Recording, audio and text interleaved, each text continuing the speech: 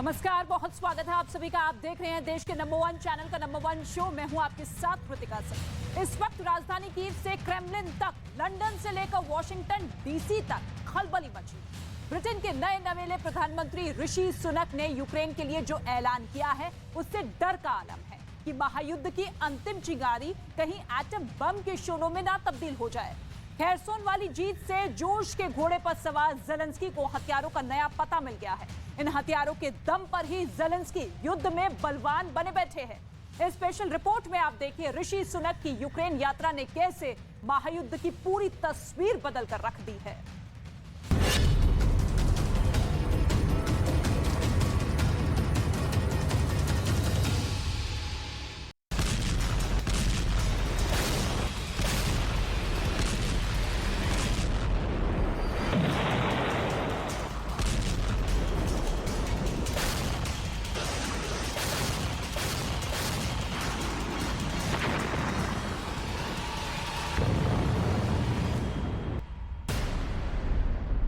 Kherson वाली हार के हाहाकार के बीच कीव की इस तस्वीर ने रूस के राष्ट्रपति व्लादिमीर पुतिन के खौलते गुस्से में उबाल तेज कर दिया है। कीव की ये तस्वीर ब्रिटेन के ताजा प्राइम मिनिस्टर बने ऋषि सुनक की है, जो यूक्रेन के राष्ट्रपति वोलोदिमीर ज़ेलेंस्की से याराना निभाने कीव पहुंचे हैं।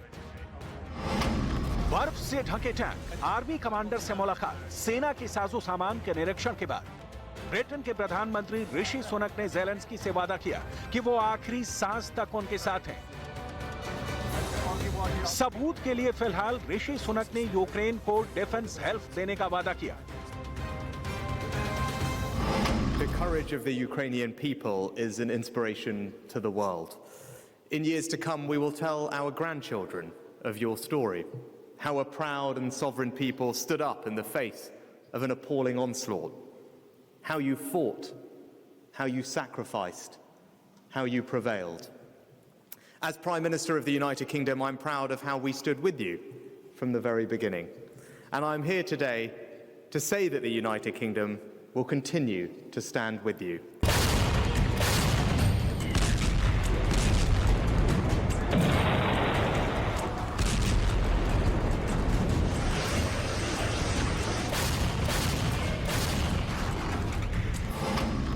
ये तस्वीर एक लिहाज से रूस के खिलाफ ब्रिटेन की दुश्मनी की नई मिसाल नहीं है। इसके पहले बोरिस जॉनसन कीव की सड़कों पर ज़ेलेंस्की के कंधे पर हाथ रखकर राउंड लगा चुके हैं। लिज ट्रस यूक्रेन के लिए अपना संदेश सुना चुकी हैं। ऋषि सुनक ने यूक्रेन को $6 करोड़ के एयर डिफेंस पैकेज देने का ऐलान किया है।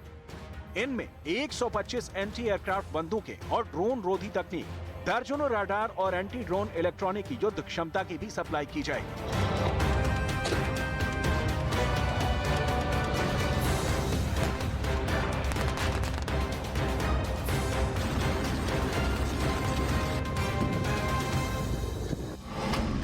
But in the difficult days ahead, let us draw. This year alone, we have provided £2.3 billion of military support, and we will do the same again next year.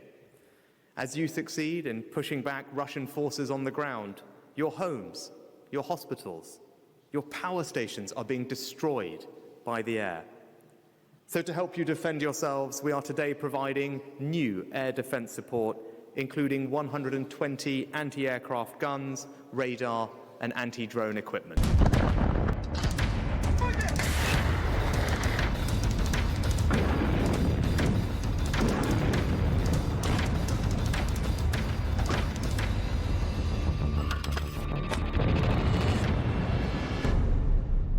युद्ध में योद्धा को क्या चाहिए? हथियार। और हथियारों की खेप अगर इसी तरह ब्रिटेन से यूक्रेन पहुंचती रही तो पुतिन की कीव कब्जे की प्लानिंग जमीन पर उतरने में बहुत देर लगने वाली है। ज़ेलेंस्की ने ब्रिटेन की मदद और पुतिन के खिलाफ साथ देने के वादे के साथ ब्रिटेन का तहे दिल से धन्यवाद किया। Сьогодні відбувся і надзвичайно важливий візит в Україну. Візит нового прем'єр-міністра Британії Ріші Сунака. Дуже змістовний візит. Усі ключові питання наших відносин встигли обговорити. Будуть нові результати для обох наших країн. Це вже точно. Дякую, Ріші, пане прем'єр-міністре, за готовність разом з нами ще міцніше захищати свободу.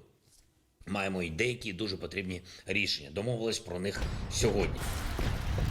यूक्रेन को चाहे हथियार देकर मदद हो, संयुक्त राष्ट्र में कूटनीतिक स्तर पर जितनी मदद करनी हो, सहानुभूति के लिए प्रधानमंत्रियों का कीव पहुंचना हो, ब्रिटेन उन देशों में शामिल है जिसने यूक्रेन को सबसे ज्यादा मदद की है। अभी हफ्ते भर पहले भी ब्रिटेन ने जेलेंस्की की शॉपिंग लिस्ट के मुताबिक उसे आर्मी के साजो सामान देने का ऐलान किया है। उसकी लिस्ट भी देख लीजिए। थिंक टैंक कियल इंस्टीट्यूट फॉर वर्ल्ड इकोनॉमी के आंकड़ों के मुताबिक 2022 में 24 जनवरी से 3 अक्टूबर के बीच अमेरिका ने यूक्रेन के युद्ध प्रयासों के लिए 27 बिलियन यूरो की सहायता घोषित की। ब्रिटेन ने 3.74 यूरो की सहायता दी है। यूरोपियन यूनियन के संस्थान इन दोनों से बहुत पीछे हैं, जहां से यूक्रेन को 2.5 बिलियन यूरो की मदद का वादा मिला है। पोलैंड ने 1.82 बिलियन यूरो कीमत के हथियारों की सप्लाई की है।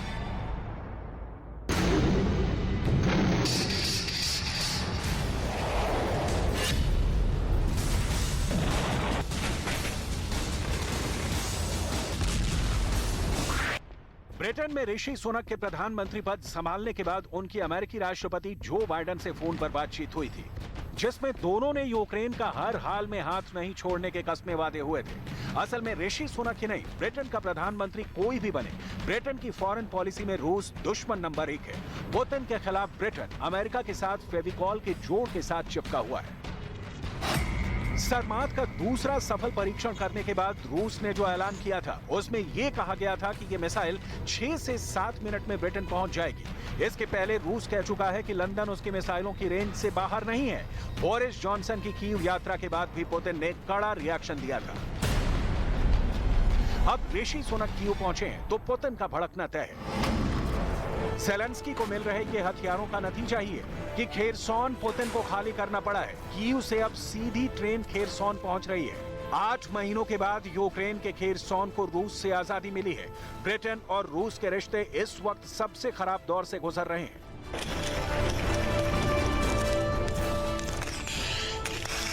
सर्दियों के सितम से बचने के लिए कहा जा रहा था कि यूरोप को रूस की बहुत जरूरत है, लेकिन ब्रिटेन जैसा देश रूस से जरूरत का सिर्फ 5% गैस ही खरीदता है। लिहाजा रूस की ब्रिटेन को इतनी दरकार ही नहीं कि पुतिन के खिलाफ सॉफ्ट स्टैंड ले। लेकिन दिक्कत यह है कि जब सुनक सरकार ने ब्रिटेन में 40 मिलियन पाउंड के राजकोषीय घाटे को बांटने को अपनी प्राथमिकता बनाई है, तब क्या वो यूक्रेन को पर्याप्त सहायता दे पाएगी? ऋषि सुनक और जो बाइडेन नाटो की डोर में बंधे हुए हैं। एक पर हमले का मतलब है दूसरे देश पर खुद ब खुद हमला माना जाएगा। वैसे भी ऋषि सुनक के पीएम बनने पर रूस ने बयान जारी कर कहा था कि ऋषि सुनक के कार्यकाल के दौरान रूस को ब्रिटेन के साथ संबंधों में सुधार की उम्मीद करने का कोई कारण नहीं दिखता है। रूस को निकट भविष्य में ब्रिटेन के साथ अधिक रचनात्मक संबंध बनाने के लिए कोई पूर्व शर्त, आधार या आशा नहीं दिखती है। इस तल्खी का पुराना इतिहास है। रूस और ब्रिटेन के बीच रिश्ते की खाई सदियों लंबी है। इसी हफ्ते G20 समिट में पुतिन के बाली नहीं जाने के पीछे एक वजह यह भी बताई गई कि पुतिन की जान को ब्रिटेन के खुफिया एजेंसी से भी खतरा है। रूस ब्रिटेन पर इल्जाम लगाता है कि ब्रिटेन यूक्रेन को सिर्फ हथियार नहीं देता, बल्कि उसके जवान यूक्रेन के मोर्चे पर भी लड़ रहे हैं। रूस को क्राइमिया के कर्च ब्रिज को बम से उड़ाने के पीछे भी ब्रिटेन का हाथ लगता है। रूस को ऐसा क्यों लगता है? इसके पीछे की वजह को समझना बहुत जरूरी है, क्योंकि हथियारों की मार से ज्यादा कष्टदायक होती है आर्थिक मार, जिसके बिना न युद्ध संभव है न शांति। 24 फरवरी को युद्ध की शुरुआत के साथ दुनिया के कई देशों ने रूस के खिलाफ जबरदस्ती आर्थिक किलेबंदी घोषित की है। ब्रिटेन इसमें सबसे आगे है। रूस की 18 बिलियन पाउंड्स यानी 16,000 करोड़ रुपए से भी ज्यादा की संपत्ति को ब्रिटेन ने अवरुद्ध कर दिया है। प्रतिबंध के मामले में लीबिया और ईरान को पीछे छोड़कर रूस इस लिस्ट में सबसे आगे निकल गया है। इंग्लैंड ने रूस के 1200 से ज्यादा व्यक्तियों और 120 से ज्यादा संस्थाओं पर संपत्तियों से जुड़े प्रतिबंध लगाए हैं। इनमें मुख्य रूप से प्रमुख राजनेताओं, बड़े व्यवसायियों और बड़ी कंपनियों को टारगेट किया गया है। ब्रिटेन ने रूस के खिलाफ प्रतिबंध लगाने के दौरान जो कुछ कहा था, आज आपको उसे जरूर जानना चाहिए। हमने रूस पर बहुत ही कड़े प्रतिबंध लगाए हैं और इससे उनकी युद्ध की क्षमता कमजोर हो गई है।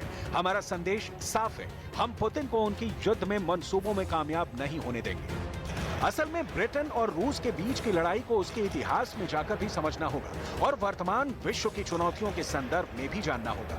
क्योंकि तभी पुतिन और ऋषि सुनक के एक्शन को समझा जा सकता है।